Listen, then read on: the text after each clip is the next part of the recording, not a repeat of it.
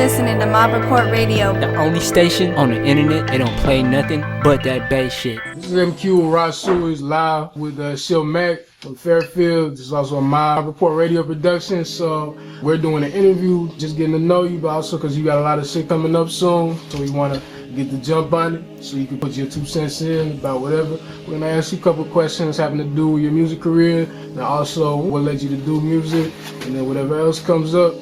First question, how long you been rapping for? I developed that passion strongly when I was in 6th grade. I was in 6th grade, but as far as professionally, I would say for the last 5-6 years, you know what I'm saying, I've been rocking. And it's been successful, you feel me? What does the name Shill Macc mean? Shill Macc, man. Actually, man, to keep it 1,000, when I was a youngster, man, the word shill, you feel me, is like a manipulative. You know what I'm saying? That's like some shit that people do to manipulate you to buy and kind of con you, you know what I'm saying, into getting shit. So, you know, that's kind of like the type of road I was on when I was a youngster. I was kind of manipulative as a kid, so somebody just shot me that name. And then you just threw the Mac on top, you know, that goes without saying. You feel? I didn't even know what the hell it meant. Motherfuckers started calling me Shilla, you feel me? So, you know, the older I got, I abbreviated it, and it is what it is. How'd you start rapping? You started rapping with like a group, or you started rapping by yourself? You had someone who got you into it? How'd you get into it? Yeah, well, you know, I grew up off the, you know, the NWAs, the Snoop Dogg's and Dre's. The LA movement was heavy, man, Too Short. Definitely some E40. You know, it was a bunch of cats rocking from California when I first got introduced to the music. I had my older brother, you know what I'm saying? He had a group called the True Max. And they was rocking, you know what I mean? And Lil Bro came and just took it to another level. I started finding production. I hooked up with my boy Thrax Productions. I used to be Mac Felon. He was illa sick, man. We was kids, bro. I was in the 6th grade, man. So, you know, we started doing talent shows and shit like that. But I always had a passion for the music based on, you know, my upbringing. My family was heavy into the soul music, you know what I'm saying? Moms and pops, step pops. So I always had a vibe for music alone, you know what I'm saying? And it's been on ever since. So word is you started off as a battle rapper. My question to you is, what kind of battle rapper makes music? Most battle rappers can't make a song and say their lives. So what part of battle rapping goes into your songs? Like, what do you carry over from that? You might look at me and not know, man, you know what I'm saying? I used to be a 3.0, 4.0 grade point average type of cat. Before, you know, the negative influences and shit kicked in, you know, like with a lot of us, I play sports. I'm not a dummy, you know what I'm saying? So the vocabulary part of it, you know, I was never at a deficit with that, you know what I'm saying? But like I told you before, my soulful upbringing is embedded. That's some shit that I can't shake, you know what I'm saying? So at the end of the day, I always had a passion for the lyrical. It was like, ooh, you know, you hear some mind-blowing bars. And for the record, I've never lost a battle, you feel me? Never, ever lost a battle, ever. And I mean that on my kids' heartbeats. I got vouchers. Name somebody that was on Freestyle Friday. Poster Boy, Jen. No disrespect, but they had all lights on them.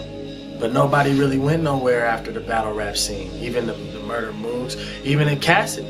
Let's look at Cassidy. That's pretty much the hottest one. And that's what I'm talking about. But you're a battle rapper. Most battle rappers don't got a career, so you're trying to get a career going. Mm-hmm. And keeping up with the times is a big part of it. Because if you notice, it was a bunch of, you know, it was a sausage festival around the battle raps. There wasn't really too many ladies around, man. You feel me? And ladies is buying records and moving and shaking, and you know, these niggas, they want to hear the cold bars. And like I told you, they going, ooh, ooh, that's hot. And after that, that's where it stops. It was a hard battle rap, but you got to make records. So, like I said, I've always been in tune to what's going on as far as the music and what people are doing, you know what I'm saying, and what's hot and what's not, you know what I'm saying? At the same time, I'm creating my own sound. I'm stamping Shill Macc. Feel me? So I'm sure you probably heard about the whole deal with AP9 and Ice-T and Coca and like all that. We also heard that you have some sort of personal relationship with AP9. So like, what do you think of all that? Well, yeah, first and foremost, man, you know, that's my brother from another for sure. That's my nigga to the death. You know, we rockin', we did the music thing together and shit like that. But it's further than music with me and bruh. You know what I mean? It's, you know, it's life. You know, he can call me for anything, in or outside of music, you know what I mean? But as far as the controversy with the situation, if anybody knows AP like I know AP, that shit, you know, that's big to the masses, but he been doing shit like that for years. It's nothing to me. You You know what I mean? It's nothing for us to even talk about. And now everybody who is somewhat related or could possibly make a phone call to another phone call to another phone call to finally reach the nigga. That's cousin, brother, partner, all that shit. Niggas know I rock with him. I don't have nothing to say about this shit. That nigga's a solid nigga, fly nigga with or without the bitch. So, you know, for the controversy, it's cool. You know, it is what it is. You know, I hope he capitalizes off the shit straight like that. But I'm not trying to climb his ladder. That's him. Like I said, he can call me. He can make $2 million tomorrow. Don't give me $1. That has nothing to do with me. That's my nigga. You know what I'm saying? Big or little, that's my nigga. So as far as having a professional music career, what has been like the business side that you've had to get into becoming like a rapper now? Like, do you feel like you've had to change your perspective going from like someone who was just into the music because it spoke to you, now as a rapper that you got something you're trying to turn into a career? Like, have you gravitated towards the business side, or have you?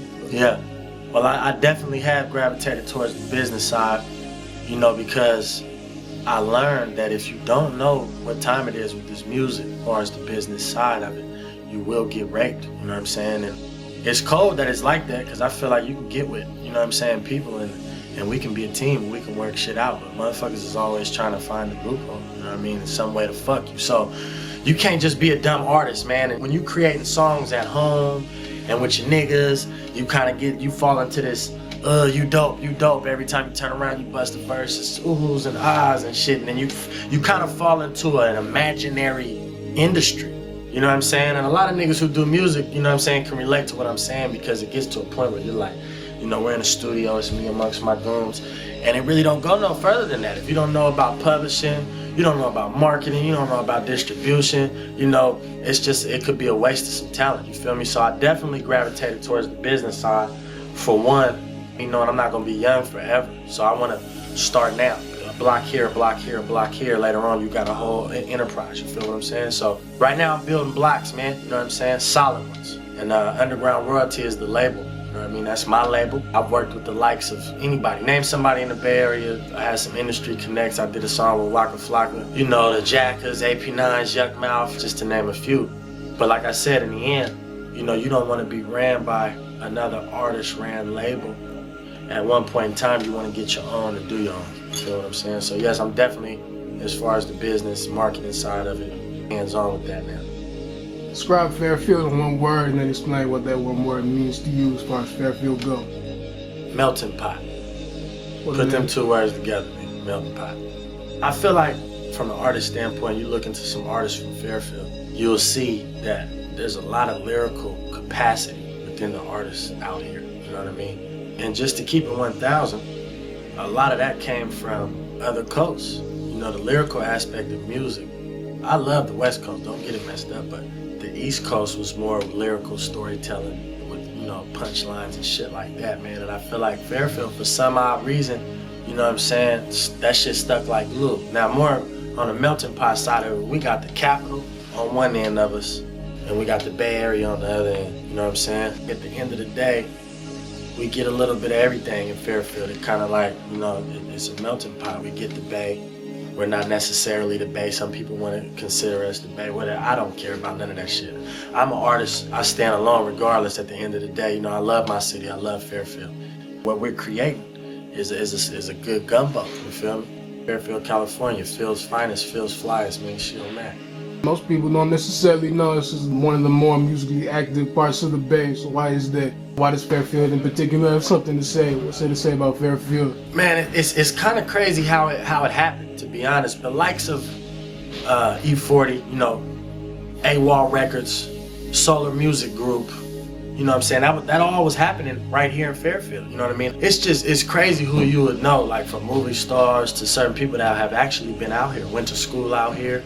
Somehow, you know what I'm saying, it branched. I gotta give respect to Easy SD, Mad Circle, you know, the whole Dover Villa Grande Circle thing that was going on in Fairfield. They pretty much put it on for us first, you know what I'm saying? And they were the first people actually connecting, and Master P had the West Coast bad boy movement at that time. And Brody, cut that shit out, nigga. You over there tripping. But anyway, we back. But we had the West Coast Bad Boys, man. We had Perk, you know, that was Kool Lane, that was Sassoon. They latched on to the Fairfield movement, and there was actually some problems that was going down between a few Fairfield artists and Pharrell artists, which Pharrell was heavy in the movement at the time. You know, it kind of opened things up for us, and those were the first pioneers pretty much. And then, you know, it went to the Federation, came and hit radio big, you know what I'm saying? That was a good look for Fairfield. But it all trickled down from right there. Oh, in Sacramento, I can't forget the Brother Lynches and the Seabos, you know what I'm saying? So like I said, Melting Pot, to get the Sac in the Bay, you gotta pass through Fairfield all day, man, you feel me? So we just a chip off the block, man, but goddamn, what a big chip we is, man. Because if you look into it, we got the likes of Shill Macc, you got the Taji Spitz, you got the Ice Meeses, the Mac Reese, you know, the list goes on. And everybody pushing a hard line. All right, now, for miscellaneous questions, what's your favorite drink? Let's just name something familiar. That's right there. All right. Take a look. Let me see. You feel me? And pink lemonade. You feel me? For the people who are only hearing audio, what is that? Nigga, this is XO motherfucking Remy. You feel me? We still, you know, we keeping it 1,000. I fuck with Ciroc. You know what I'm saying? I fuck with the Ciroc, the blue thing. But this right here, man, this says it all. So I'm asking you that because I'm gonna bring it to segue it in a minute. You know, drinking seems to be a big thing out here. Y'all got a lot of drinking that comes out here. Yeah. Got Carlos Rossi from way back, and y'all got some new shit on it. So, is that part of the culture out here, like in Fairfield? Like, is that a big part? Now, E40 has a heavy influence on this area. So, you know, E40, listen to the kid, his name. You feel me? 40. That's 40 ounce shit. Like Carlos Rossi, like you said, right there, that spread like the plague through the area, you know what I'm saying, through the Bay, the 707, should I say. You know, so that's pretty much our movement. I mean, I feel like my era, you know what I'm saying, you got this new shit going on, and it's the drug movement. Like now you got this new shit, it's a bunch of Thizes and Mollies, and you know, to me personally, I'm always stand by anything I say. I don't feel like that's the best route, man. You know what I mean? All the potentially, everything is potentially dangerous, the alcohol, all the shit. But I mean, this shit been around since Jesus. Jesus was drinking wine, you feel me? So it's like the weed and the drink, I'm not really anti that. But all the new designer drugs, I watched friends, I watched foes, I watched a bunch of motherfuckers fall off, you know, because of those things. Like I said, my era, it was a little mild compared to what's going on now. We was drinking and smoking, that's it. What's the meaning of your current album title? There's a sentimental meaning to it, man. You know what I'm saying? First and foremost for my mother, you know what I mean? Who just went through several operations, you know what I'm saying, for various things, and, you know, had surgical things done, you know what I'm saying, and suffered the scars from that. You know, that's the sentimental meaning of it. But as far as from the artist standpoint, the beautiful scars, it's like a dedication to moms, but the beautiful scars is basically saying, you know, everything that you went through, you know, the scars that remain is beautiful because that made you who you are today. And with the topics and certain songs, if you listen to the lyricals, you know, I tell stories and I touch bases on all that type of shit. And I feel like every scar on my body is beautiful, and I feel like that's how you should feel too, anybody. Because that's, you know, God made you to be you feel me? Anything, you know, it could be anything. Acne scars, it could be bullet wounds, you know what I'm saying? It could be you fell and scraped your ass, whatever it is. You know, it was meant to happen. That's you know what I'm saying? So I want people who's listening and watching to embrace that, man. Embrace who you are. You know, we don't judge nobody. You feel me? Yeah, it's deep. So you was talking about earlier that, like, you used to have someone positive going and then the negative shit kind of influence your life. So do you show that duality of life? Like in your music, is that a big focus of it? Yeah, I mean, it definitely does, because I've seen both sides of the shit, you know what I'm saying? Both sides of the spectrum as far as the good and the bad. And, you know, it's a learning process coming up as teens, you know what I'm saying? The shit that people feed you, you know, you feel like doing this and doing that, you know, is your rite of passage, you know what I'm saying? And some of these OGs who is now dope fiends and shit, you know, was telling us we had to have, you know, 10 racks in our pocket or we wasn't shit. We got to be busting our gun or we wasn't shit. Hitting these licks or we wasn't shit. You know, that's all misguided. But what I'm saying is that's where I come from for these niggas who get it fucked up and think that we don't see that. Especially for Fairfield, because, you know, we were dubbed Squarefield at one point in time, and it's like, it's real niggas everywhere, you know what I'm saying? So, you know, we definitely had our taste of that. We definitely can get with that, you know what I'm saying? Like I said, I'm more, you know, we trying to be on some Martin Luther, but we can't go Malcolm, you feel me? And for the people who look at, you know, songs or videos or certain shit and they feel like, okay, well, he You know, he might speak positive here and then he does this derogatory shit on another one. You know what I'm saying? But as of right now, if you hear anything negative coming out of my mouth or anything war-wise, my war, and I stand by this fully. If you don't feel me, look at this like my own religion. You know, I believe in God. I don't have my own religion, but I'm just saying, I'm religiously saying this. My war is against evil, and evil is anything corrupting my kind, my people. And if it's any way, if you're trying to harm anything that I'm doing, you know, I'm gonna come directly at you. You feel me? Straight like that on any level. You know what I'm saying? But I don't promote negativity. You know what I'm saying? I'm in the process of putting a charity event for the less fortunate right now. You know what I mean? But I'm still who I am. And you know, I'm working just like anybody else. You feel me? I'm working on myself and who I'm gonna be. But like I said, you know, I'm still in it. I'm still in it right now. And you know what I'm saying? I'm working with what I got right now. You feel me? My war is against the evil, man. You know what I mean? And that could be anything. You trying to rob me, trying to harm my kids, you know, the hatred, the derogatory words. You know, anything you got to say about me and what I'm doing. I don't go looking for problems, you feel me? But we handle, you know what I mean? When it comes to it, we handle ours, you feel me? That could be the next album title, The War Against the Evil. War Against Evil, it could be. You know, that shit scares people up. When motherfuckers say evil, they think you're instantly getting biblical. And I can't preach the Bible to you, even though my family's heavy into it, but I don't know the scriptures like that. I just know positivity. I know how to be positive, you know what I'm saying? If need be. And at my age, to promote negativity is you know, that's juvenile. I can't really do too much of that. But like I said, I'm still around it. I'm gonna speak on my surroundings, my environment, you feel me? So this might sound like a weird question to you, but what's the most important part of the song? Is it the hook, the verse, or the beat? I look at it like this. In a fight, the most important punch is the first punch. That's gonna change with whatever the fuck was going on, you feel me? In a fight, anything you do, the first impression is the most important. So the beat,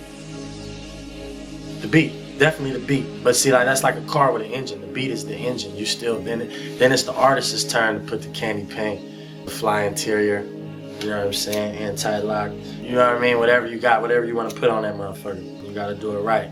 But so, yeah, I say the beat.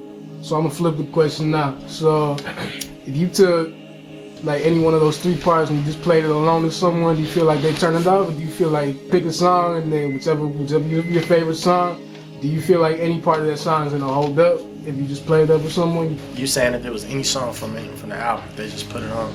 I definitely do. If I put a song out, I'm all the way. I'm 100% behind it if I put it out. If it leaves the vault, I love it. You know what I'm saying? So pick up from the hook, pick up the last 20 seconds of the song, first 20. See, now that's a good question. Ain't nobody ever answered me that. But see, that's what artists need to ask themselves when they create music. You know what I'm saying? They need to ask themselves shit like that. And it's not always 16 hook. Throw some bridges in there. Go back and forth. Talk to yourself. You know, do some different shit. You know what I mean? Make different music too. You could throw on a hyphy beat, up-tempo beat. You can do all types of shit, you know what I mean? And I'm gonna show up on the song. A lot of artists got heavy fan bases, but they can't really cross over into other things, you know what I'm saying, when it comes to music. And I wanna be crossover, man. So if you hear my album, it's gonna be a collage of a lot of things. I got deep shit, like I said, back to the soulful shit. I got some up-tempo shit. I got some lyrical shit. My core fan base is lyrical niggas, you know what I'm saying? As an artist, some people, they get to a point where they find something new and they forget about, you know, the motherfuckers that been rooting with you the whole time. And this whole time, the lyrical aspect was my number one. So I gotta always go back to that. You know, I get people say swag it out, whatever, ride the beat, you know. Go ahead, bro. That's another, you know, I like that. That's fun. I have fun when I do that, you know what I mean? What would you say is the biggest reason you do it as far as music-wise? Like, what do you do it for? It's the passion, bruh. You know what I'm saying? The passion of the music, because it's always a consistent climb in the music game. You never really know. Tomorrow could be a big moment. It might not never come. But like I say, I always break it down as in businesses. You got franchises and you got moms and pop stores. As far as right now, I look at my portion of the game as moms and pops. It's successful because I got consistent buyers. My shit might not be all over the world as a franchise, but where I'm at, what I'm doing is pop. That's the number two though. Number one is the passion. I might just wake up Sunday morning and I want to do some music. I don't want no pussy. I don't want no drink. I don't want to eat. I don't want to do nothing. I want to do music. You feel me? So I still got love for music, man, and I want to be heard. You feel me? Straight like that. That's true. Where do you foresee your career 5 years from now, if everything pans out the way you want it to? You know, God got a plan for everybody, bro. And my plan might not be to blow up. You know what I'm saying? It might not, you know, all this Illuminati talk, I don't really get into all that shit, but they feel like that's controlling the music game, whatever. But it might not be meant. My gift might be to speak to the youth, you know what I'm saying? This might just be an introduction. So, you know, I'm taking it one day at a time, just to keep it 1,000. Like I said, I'm running my business. I'm running my corporation. I don't plan to be rapping for 10 more years. I'm gonna keep it 1,000. I'm gonna hit it hard within these next 3 to 5 years, you feel what I'm saying? Do what I can to it. But like I said, I want to be on the business side of it. And one more thing before we go. That's why I want to be on the business side, because I see a lot of talent. There's a lot of young niggas that's dope, you know what I'm saying, that can use a helping hand. And motherfuckers wasn't reaching out to me and giving me that helping hand. You see what I'm saying? And that promotes a breed of hate, you feel me? Really? Because it's like, nigga, you ain't helping me, he didn't help me. And everybody's thinking for themselves. It's no unity. Bay Area is notorious for that. Everybody want to beat each other out and shit. You go to Atlanta, these niggas is, you know what I mean? They upping each other, you feel me? So my thing is, I'm just gonna continue to rock and do what it is I do. When I get to the position where I can help others, you know what I'm saying? I'm gonna do that, and I'm gonna build my empire. Straight up, shout out Mobb Report Radio. You feel me? We mobbing. It's the Mac, Beautiful Scars coming soon, man. It drops Christmas Eve. You feel me? I hope y'all get a dose of that. I'm giving that away for free, man. And that's a hard ass album. You feel me? Straight like that. Underground Royalty, that's the label. Look out for a band By Any Means. Blacks Productions, my nigga Chucky Trees, my nigga DOPE, J Tripper. You know the team, we strong right now, we moving. Yeah, man, it's Shill Macc, man, the field's flyest, nigga, since Derby Coats and Donkey Ropes. And right now, you're listening to Mobb Report Radio, you feel me? Fuck with it. Cook up if you're hating on the bush, you got some places I could push you.